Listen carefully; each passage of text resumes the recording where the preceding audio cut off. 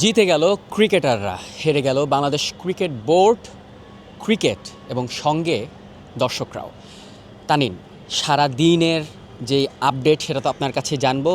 দর্শকদের একটু লেটেস্ট আপডেটটা দিয়ে রাখি যে দ্বিতীয় ম্যাচটিও বিপিএলের আজকের দিনে দ্বিতীয় ম্যাচটিও বাতিল হয়েছে। এর আগে প্রথম ম্যাচটিও বাতিল হয়েছে। তার কারণ ছিল ক্রিকেটারদের যে সংগঠন রয়েছে কোয়াপ, তারা ঘোষণা দিয়েছিলেন যে বিসিবির ডিরেক্টর এম নাজমুল পদত্যাগ না করা পর্যন্ত তারা বিপিএল সহ কোনো ধরনের ক্রিকেটই খেলবেন না।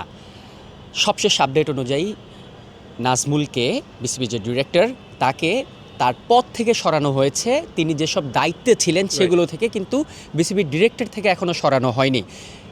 এই ব্যাপারটি নিয়ে একটু বলতেন, কেন সরানো যাচ্ছে না বা চাইলে কি সরানো সম্ভব কিনা? এখানটাতে আসলে বিসিবির একটু গঠনতান্ত্রিক জটিলতা আছে। আপনি চাইলেই একজন পরিচালককে তার তিনি যে পরিচালক সেই পদটা থেকে আপনি সরিয়ে দিতে পারবেন না। কিন্তু নাজমুল যেখানে ছিলেন তিনি ফিনান্স কমিটির চেয়ারম্যান ছিলেন। বিসিবি করেছে কি, সেটা তাকে ওই দায়িত্ব থেকে অব্যাহতি দিয়েছে। কিন্তু ক্রিকেটারদের দাবি ছিল তাকে বিসিবির যত সংশ্লিষ্ট যত দায়িত্ব আছে সেখান থেকে সরিয়ে দেওয়ার, যে কারণে আসলে শেষ পর্যন্ত আজকে দুটো ম্যাচই বাতিল হয়ে গেল। ক্রিকেট কোনো টস হওয়া তো দূরের কথা, কোনো ক্রিকেটার বা কোনো দলই আজকে দুটো ম্যাচ হওয়ার কথা ছিল, 4টা দল মাঠে থাকার কথা ছিল, কিন্তু কোনো দলে আসেনি। এখানটাতে সবচেয়ে বড় ড্রব্যাক যেটা বিসিবির ওই গঠনতান্ত্রিক যে জটিলতা, যে কেউ স্বেচ্ছায় পদত্যাগ না করলে, তার বিরুদ্ধে যদি কোনো শৃঙ্খলাজনিত কোনো অবজেকশন না থাকে, কিংবা তিনি যদি মানসিকভাবে ইমব্যালেন্স হন, কিংবা পরপর 3টা বোর্ড সভায় যদি কেউ অনুপস্থিত থাকেন, সেক্ষেত্রে তার ওই পরিচালকের পদটা নিয়ে নেওয়া যায় বিসিবির গঠনতন্ত্র অনুযায়ী। সো এখানটাতে আসলে কোনো ক্রাইটেরিয়াই মিট করছে না। বিসিবির প্রেস রিলিজে তাকে যে অব্যাহতি দেওয়ার যে কথাটা যেটা জানিয়েছে, সেখানে বলা হয়েছে যে 31তম যে অনুচ্ছেদটা আছে বিসিবির গঠনতন্ত্রের, সংবিধানের, সেটাতে বোর্ড সভাপতি আমিনুল ইসলাম বুলবুল তিনি পদাধিকার বলে, যেহেতু সবার ওই অন্য যে পরিচালকরা আছেন, বিশেষ সার্কামস্টেন্সে, বিশেষ পরিস্থিতিতে যদি সব পরিচালক একত্র না হতে পারেন, যদি কোনো কারণে সভাটা না করা যায়, সেক্ষেত্রে বিসিবি সভাপতি তার পদাধিকার বলে ওই তাকে কোন সংশ্লিষ্ট কাউকে তার পদটা থেকে সরাতে পারেন, যে দায়িত্বটা তার উপর অর্পিত ছিল সেটা থেকে সরাতে পারেন, কিন্তু বিসিবির পরিচালকের পদ থেকে না। কারণ এটা নিয়ে মূলত ক্রিকেটারদের যে দাবিটা ছিল যে তাকে বিসিবির সংশ্লিষ্ট কোনো পদেই বা কোনো কাজেই রাখা যাবে না, সেটা আলটিমেটলি পসিবল না, যেহেতু গঠনতান্ত্রিকের জটিলতা আছে। এবং এরকমটা শোনা গিয়েছিল যে যদি আজকের মধ্যে ক্রিকেটাররা মাঠে না ফেরেন, যদি সেকেন্ড ম্যাচটা মাঠে না গড়ায়, সেক্ষেত্রে হয়তো বিসিবি আর একটু হার্ডার স্টেপ নিতে পারে, যে বিপিএলটাই হয়তো পোস্টপোন্ড হয়ে যাবে। যদি এটা হয় তাহলে কিন্তু আপনি শুরুর দিকে যেটা বলছিলেন যে ক্রিকেটাররা জিতে গেল, যদি এটা হয় ক্রিকেটারদের জন্য তো অবশ্যই, এবং দেশের ক্রিকেটের জন্য সবচেয়ে বড় একটা ড্রব্যাক। অ্যান্ড বিপিএলটা যেহেতু অনেক ক্রিকেটারই রুজির একটা মাধ্যম, বছরের পুরো বছরের খরচ হয়তো আয়টা তারা এই টুর্নামেন্ট থেকে করে থাকেন।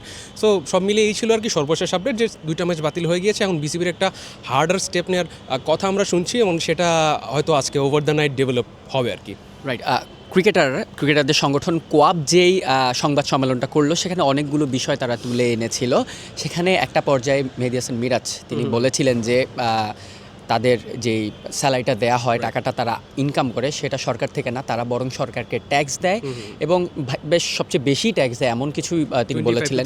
রাইট, 25-30% ট্যাক্স দেয়, এবং সেই তারা বিসিবির কাছ থেকে টাকাগুলো স্যালারি হিসেবে পায়। এই ব্যাপারগুলো যে দর্শকরা যেটা ভেবেছিল এতদিন যে তারা সরকারের টাকায় চলে কিনা, এরকম কিছু একটা যে ব্যাপার চলছিল, এর মাঝখানে যে মিরাজ এই ব্যাপারটা ক্লিয়ার করে দিল, তাতে কি দুপক্ষের মধ্যে কি ব্যাপারটা কনফ্লিক্ট করলো কি না? কনফ্লিক্টের কিছু নয় আসলে। এখানে মিরাজ যেটা বলেছেন, public perception for long term এটা কিন্তু চলে আসছে। আপনি 5-7 বছর কিংবা 10 বছর পেছনে যান, ক্রিকেটাররা খারাপ করলেই একটা সমালোচনার ঝড় উঠে যেত।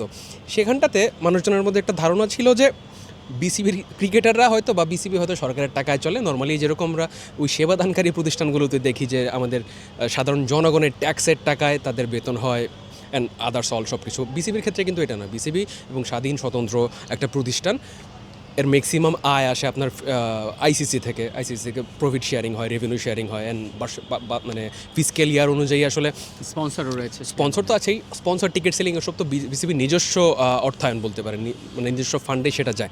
কিন্তু বাকি সব যেটা ওই ICC sponsorship and bilateral series হচ্ছে, টিভি রাইটস বিক্রি হচ্ছে, গ্রাউন্ড রাইট বিক্রি হচ্ছে, অ্যান্ড আশপাশে যেটা আমরা ব্র্যান্ডিংগুলো দেখি, এই ব্র্যান্ডিং থেকেও কিন্তু বিসিবি টাকা পাচ্ছে, এবং এই টাকাগুলো থেকে কিন্তু ক্রিকেটারদের পে করা হচ্ছে। সো এখানে সাধারণ মানুষের যে টাকা দেওয়ার কথা একটা কনসেপ্ট আছে, একটা পারসেপশন আছে, এটা আসলে ভুল। মিরাজ সেটাই ক্লিয়ার করেছেন। আর এখানে মানে কন্ট্রাডিকশনের কোনো আমি পয়েন্ট দেখি না। মানে মিরাজ যা বলেছেন একদম ক্লিয়ারলি বলেছেন। অনেকে হয়তো ভিডিও থেকে বলতেও পারেন যে আমরা ক্রিকেটারদের পক্ষ নিয়ে হয়তো কথা বলছি, না, ক্রিকেটারদের পক্ষ নিয়ে কোনো কথা বলার কোনো আসলে পয়েন্ট এবং যুক্তিকতা নেই। যেটা যৌক্তিক এবং যেটা হয়ে আসছে নিয়ম অনুযায়ী সেটাই আসলে মিরাজ যেটা বলেছেন সেটাই রাইট। আরেকটা ব্যাপার, ম্যাচ এখন আর হচ্ছে না, যেহেতু দর্শকদের এই টিকিটটা কি করা হবে বলে ধারণা করছেন, যেহেতু আগামী রবিবার 18 তারিখ কোনো ম্যাচ নেই বিপিএলে, সেক্ষেত্রে কি এই ম্যাচ দুটো ওই 18 তারিখে শিফট করা পসিবল কিনা? যদি বিপিএল হয় তখন কি দর্শকরা এই টিকিট দিয়ে ম্যাচটি দেখতে পারবেন কিনা? সিলেটে আপনার মনে থাকার কথা,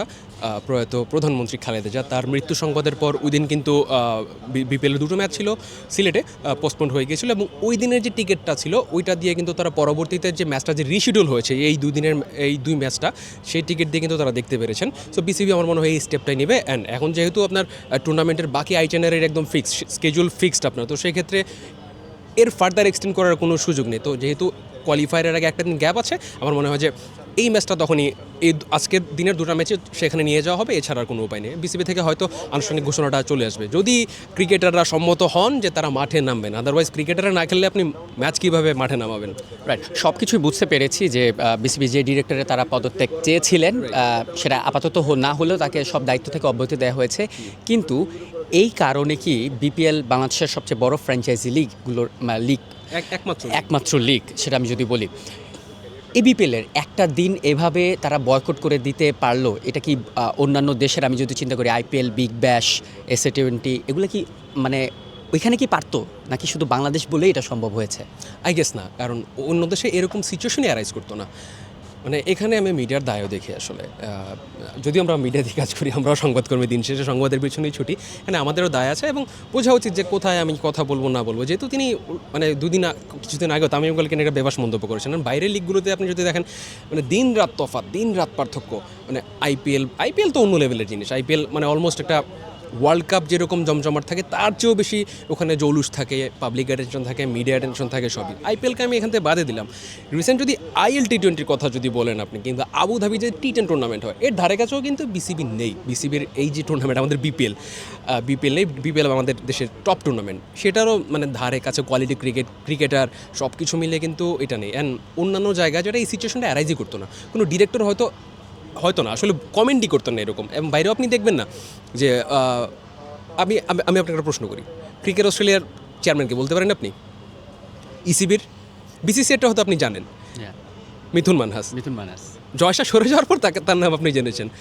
পাকিস্তান মহসিন নাকভি, 2-3টা দেশ ছাড়া আপনি দেখেন এই সাবকন্টিনেন্ট ছাড়া বাইরের দেশের যে বিসিবি প্রেসিডেন্ট কারা পরিচালক বা ওইখানকার সংশ্লিষ্ট বোর্ডের যারা কর্মকর্তা, তাদের আপনি সামনে দেখবেন না। সো আমাদের এই সাবকন্টিনেন্ট অ্যান্ড স্পেশালি বাংলাদেশের কালচারটা আসলে একদিনে না, দিনে দিনে দিনে দিনে বছরের পর বছর একটা ব্যাপার দাঁড়িয়ে গিয়েছে যে এরা ক্রিকেটারদের চেয়ে বেশি ইম্পর্টেন্স পায়, বাইরের দেশে আপনি দেখবেন না। সো আমার বলার পয়েন্ট ওটাই যে এখান থেকে বলা যে অন্যান্য লিগে এই জিনিসগুলো হতো না, কারণ দিন শেষে ওখানে ক্রিকেটাররাই প্রায়োরিটি, ক্রিকেটার প্রাণ। ওখানে হাজারভাবে প্রমাণ হয়েছে। বাংলাদেশে কই ক্রিকেটারদের কেন এরকম আন্দোলন করতে হচ্ছে? কেনই বা একজন ডিরেক্টর এরকম বেফাস মন্তব্য করবেন? মানে ওনার কমেন্টটা তো কোনোভাবে জাস্টিফাইড না। ইনি একটা দায়িত্বশীল জায়গায় আছেন, বিসিবির অভিভাবক তিনি, এবং ফিনান্স কমিটির চেয়ারম্যান নির্বাচিত হয়ে এসেছেন। তিনি যে কথাগুলো বলেছেন বেসিক্যালি একজন সাধারণ দর্শক বা বাংলাদেশ ক্রিকেটকে যারা ভালোবাসেন, যারা কোনো দায়িত্বে নেই, তারা এক্স ক্রিকেটারও হতে পারতো, তারা এক্স আম্পায়ারও হতে পারতো, তারা এক্স কোচ হতে পারতো, তারা সাধারণ দর্শক তারা বলতে পারতেন। কিন্তু একজন দায়িত্বশীল জায়গা থেকে অফিসিয়ালি প্রেস কনফারেন্স ওইসব ক্রিকেটারদের এতটা নেগলেক্ট করা ব্যাপারটা আসলেই অনুচিত। হ্যাঁ, অবশ্যই। আপনি আগের পয়েন্ট ধরেই বলি যে এটা কোনোভাবেই জাস্টিফাইড না। যদি বাইরের কেউ হতেন, কোনো একটা সাধারণ দর্শক হতো, সে তার জায়গা থেকে ক্ষেত থেকে বলতে পারে যে হয়তো কথাগুলো ম্যাস পিপলের যেই কনসেপ্ট থেকে একদম ট্রু হয়তো, কিন্তু একটা দায়িত্বে আছে। এক্স্যাক্টলি, আমার পয়েন্ট ওটাই, এবং সবার টকিং পয়েন্ট ওটাই যে তিনি একটা দায়িত্বে থেকে ক্রিকেটারদের তিনি আসলে অভিভাবক, তারা দিন শেষে তারাই যদি এরকম কমেন্ট করেন। সো এটা খুবই আনফর্চুনেট। এবং মজার ব্যাপার যেটা যে পাবলিক পারসেপশন আপনি যদি দেখেন, ম্যাচ পিপল কিন্তু খুব দারুণভাবে লুফে নিয়েছে নাজমুল ইসলামের এই বক্তব্যটা।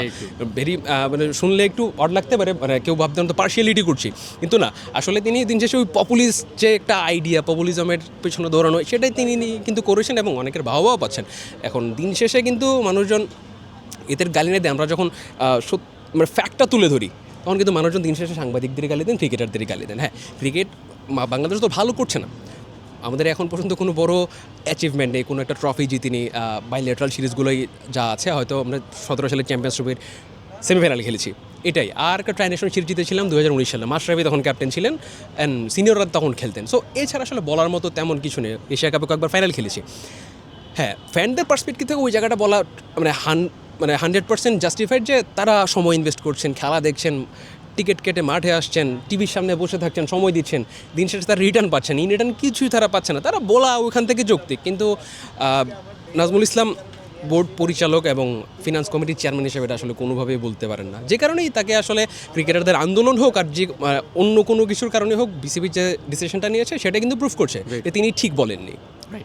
বা সবশেষ যদি আমরা এখন জানতে চাই যে আগামীকালের ম্যাচ হবে কি না, এখনও কিন্তু দোটানে রয়েছে দুই পক্ষই, ক্রিকেটার থেকে শুরু করে বিসিবি, ইভেন দর্শকরাও সবাই।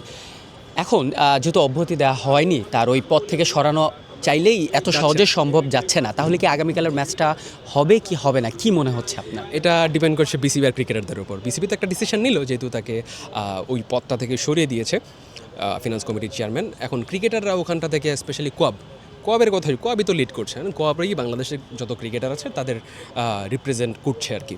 এখন কোয়াব যদি ওখানে কনভিন্স হয় যে তাকে, এই ডিসিশনে যদি কনভিন্স হয় যে তাকে আমরা এখান থেকে সরিয়েছি, তোমাদের আশ্বাস দিচ্ছি যে আরও ডেভেলপমেন্ট তোমরা দেখতে পাবা, সেক্ষেত্রে যদি কনভিন্স হয় কোয়াব, তাহলে ক্রিকেটাররা হয়তো মাঠে নামতে ইচ্ছা প্রকাশ করতে পারেন। অ্যান্ড বল এখন আসলে বিসিবির কোর্টে। আসলে বিসিবি বেশ কয়েকটি ঝামেলার মধ্যেই পড়ে গেছে, এত কিছুর মধ্যে। একে তো মুস্তাফিজ ইস্যু ক্রিয়েট হলো, দেন হলো যে বাংলাদেশ দল ভারতে খেলতে যাবে কি যাবে না, এই ব্যাপারে আইসিসির সঙ্গে রেগুলার কথা হচ্ছে। এর মধ্যে আরেকটা এখন যোগ হলো যে বিপিএল ক্রিকেটারদের সঙ্গে আরেক দফা একটা টক্করই বলা যায়, সংঘর্ষ বলা যায়। সব কিছু মিলিয়ে আগামীকালের ম্যাচটি হবে কি হবে না সেটা হয়তো আমরা আরও পরে আপডেট জানতে পারবো বিসিবির কাছ থেকে। টিল দেন সবাই ভালো থাকুন, সুস্থ থাকুন, মোস্ট ইম্পর্টেন্টলি টাইমস অফ বাংলাদেশের সঙ্গেই থাকুন।